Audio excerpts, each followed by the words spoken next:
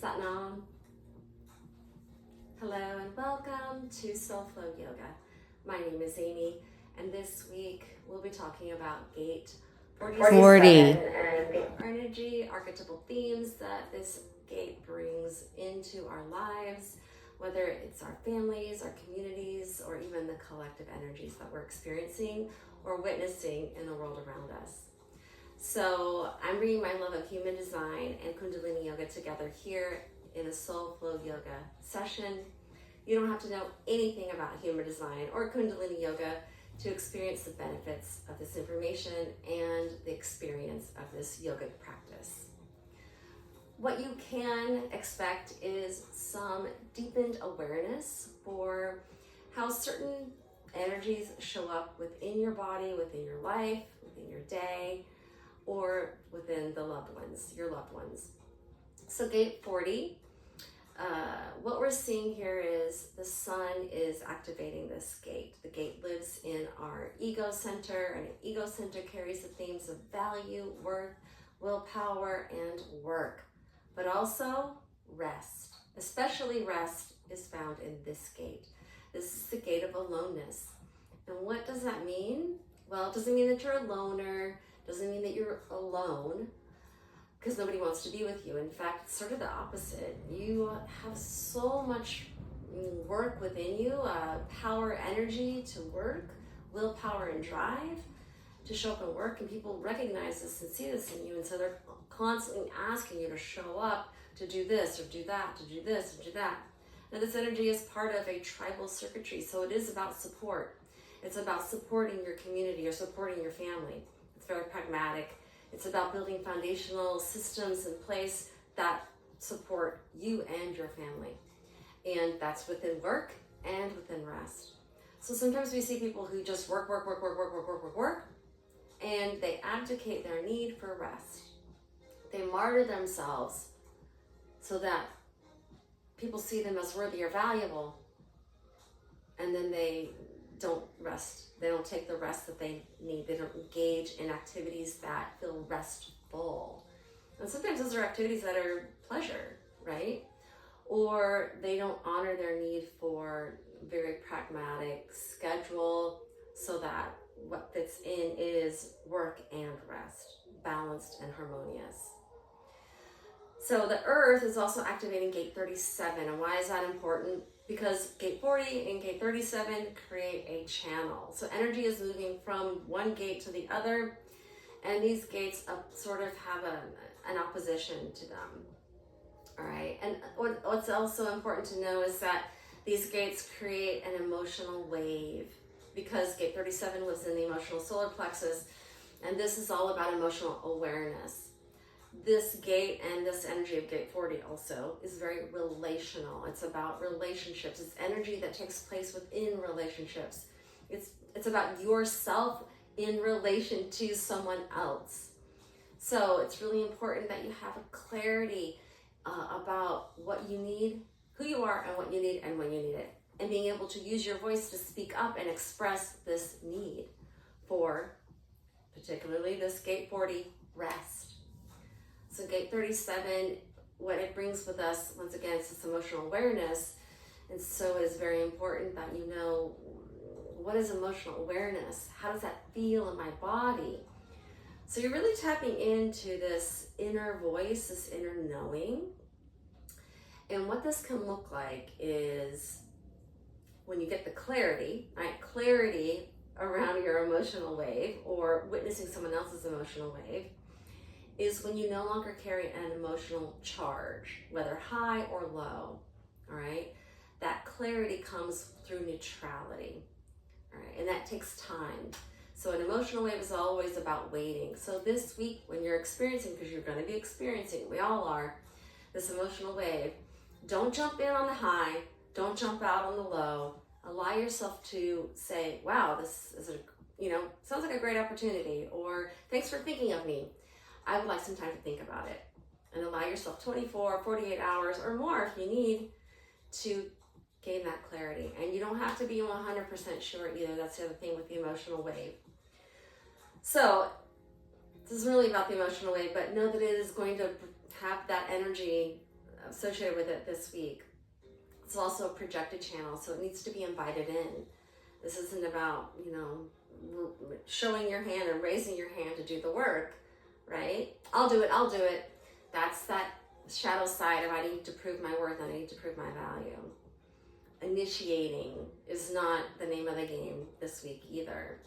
It really is about listening and honoring that inner voice, that inner knowing, self-care, rest. If you want to go lay on the hammock and read a book, or you want to go take a nap, let your people know that's what you need so that you can show up for them when fully recharged and showing up as your best self. Something else to be aware of a lot of times with this energy is touch is very important, but when we are not getting that touch that we need, or we're not honoring that time for aloneness that we need, we're self-abdicating, and we're showing up as the martyr. This inner resentment, it's also fueled by denial, like we're denying our needs, we're denying what we need, denying what we want. This inner resentment is building. It's like a ratcheting up effect. Build until that explodes. It can no longer build, it has to be released. This creates a lot of chaos, obviously. If you're one of these people, you know what I'm talking about. You blow up, you create chaos within the family. That pressure is released within your body. You feel amazing, but there's havoc and chaos you've left in your wake. How do we stop this? How do we manage this for ourselves? Really important, once again, to get clear. Take that time to get clear about, what do I need? So you're not asking for your needs in that emotional high. You're not running away in that emotional low. You are finding that clarity to say, wow, I guess what I really need is, I need you to take out the garbage while I do the dishes. On Monday, Wednesday, and Friday, I need you to pick up the kids so I can go take a yoga class. It's about agreements. It's about finding harmony within the family so that everything is pragmatic and runs smoothly. It's about saying, hey, I need to be intimate. I want to have sex with you, but it needs to be on Friday night and Wednesday morning because that's what works for my schedule. And that's okay. Stand up in your power, use your voice, abdicate for your needs. And if you want to say, I need to go for a walk with the dog every night after work because work has got me all spun up, or whatever it is, right? So our yoga practice today is going to be all about dropping into self-care, listening to that inner voice. What does it need? Honoring our sense of personal power. Okay, so let's go ahead and tune in with the Adi mantra. Om Namo Gurudev Namo. Bring the palms together, begin to rub them vigorously. We're going to chant this 3 times. And this just means I bow down to that divine inner wisdom. I'm lining up with those teachers that came before me. Those are like the people who hold you in the highest regard, who've got your best interest in mind, who've really worked hard to lay the foundation for you to show up as your best self. So we're going to honor them. We're going to ask our egos to take a back seat here. So close the eyes, take a big inhale, exhale. Again, inhale, exhale. Now inhale to tune in. Om Namo Gurudev Namo. Om Namo Gurudev Namo. Om Namo Gurudev Namo. Take a big deep inhale through the nose. Hold that breath in. Push those palms together. Exhale. Let that breath out. Rest those hands on top of the knees. Take a moment and gently open the eyes. All right, we're going to begin our practice on our feet. Let's come up to standing. We're going to bring our arms around our body, hugging ourselves that just below the rib cage with those forearms. Press those forearms into the body. Squeeze those squeeze those elbows with your hands. So you really feel like you're giving yourself a hug. And from here, we're going to hop on one foot and then the other, and then begin to kick the feet out. We're just transferring the weight on foot. Pick a spot on the floor, focus on that, or maybe a spot on the wall across from you.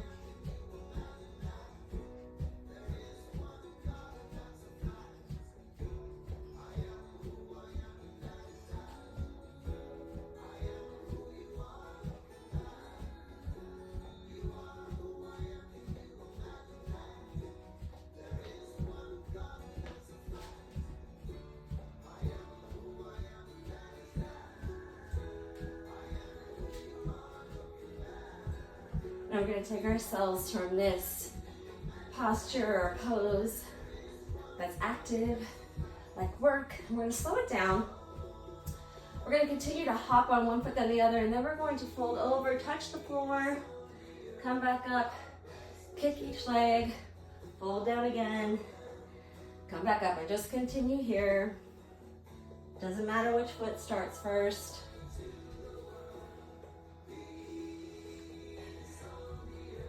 I want you to think of this as the wilds of life as you kick, and then allowing yourself to slow it down, touch that foundation that you built, get grounded again, and then you come back and get to work. How you can find this balance and this centeredness.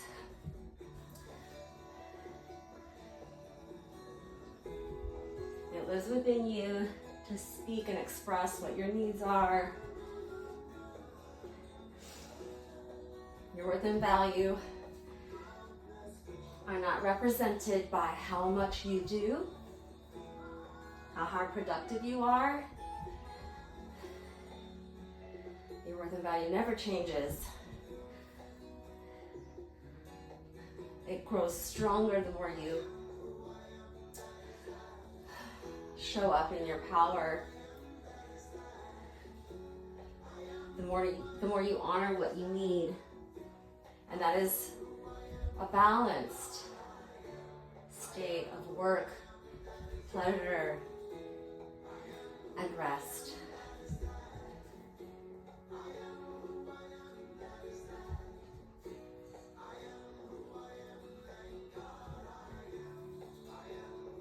Let's do one more. Kick and then fold over, coming up. Sweep those arms up over the head. Big inhale. Exhale, lower those hands down beside the body. And then we're going to come onto our knees, sitting on our heels, or you may sit in a chair. Also, you can take a pillow or a stack of blankets and put them in between bottom and the heels, if that feels more comfortable on your knees. Now from here, we're going to interlace our fingers and bring them behind the head. And we're going to circle our torso any direction, doesn't matter. Eyes are closed. And so just circling your torso, and you're also circling your hips. So initiate from the hips and allow that torso just to move in circles here. Eyes are closed, gazing at that third eye.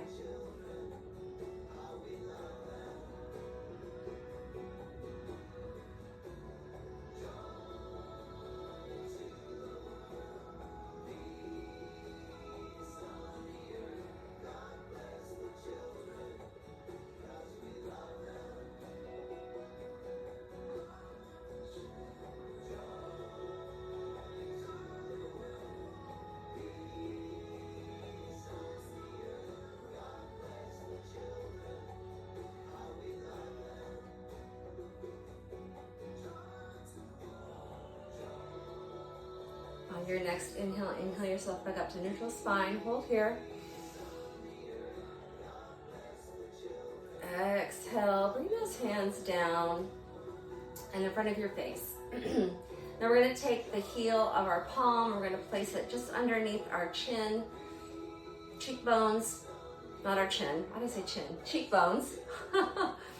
Rest those fingers on top of the head. All right, so press the palm, the base of the palm into those cheekbones, chest out, chin back towards the neck just a little bit here. And then we're going to sip the air through our lips, open lips like a circle O. Exhale, nose. Continue here.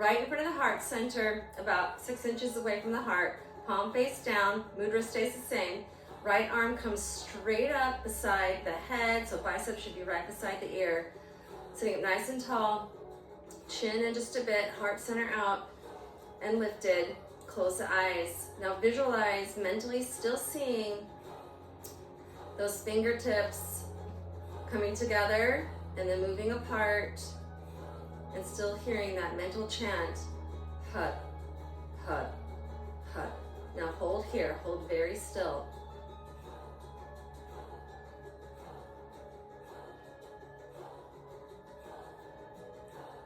Release any need to control your breath, just hold the pose, and then mentally visualizing still your hands moving as they did just a moment ago.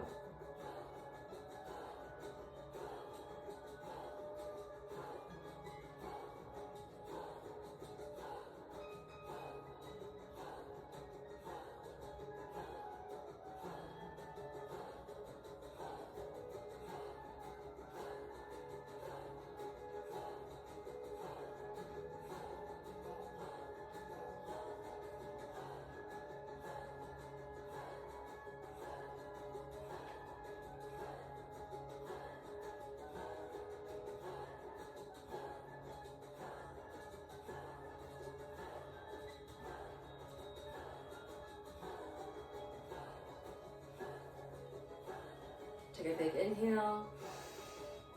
Exhale, let those hands come down, palms face up, resting on the knees. Take a moment here.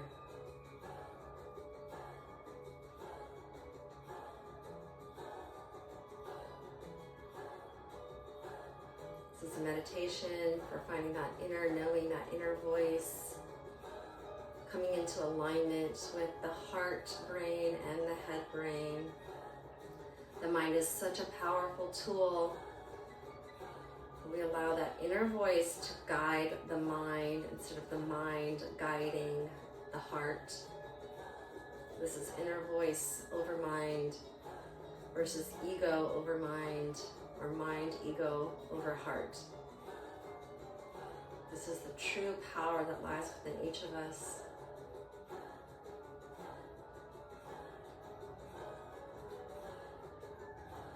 Practice this, and that inner voice will become louder and louder, and the egoic voice becomes softer and softer. Take a big inhale through the nose. Exhale, gently open the eyes. Beautiful work. Let's go ahead and seal that practice. Bring the palms together. Begin to rub them vigorously. Waking up all those nerve endings once again.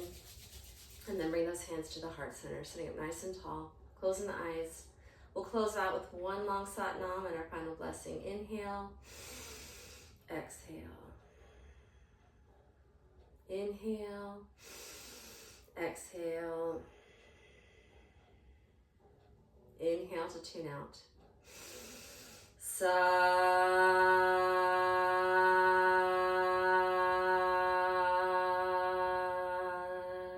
Nam. Keep those hands in prayer pose. Bring them up above the head. May peace be with you. To the third eye, may light be with you. To the throat, may truth be with you. And to the heart, may love be with you. And then bringing them down to the ground in front of us, may safety, security, prosperity, and grounding be with you always.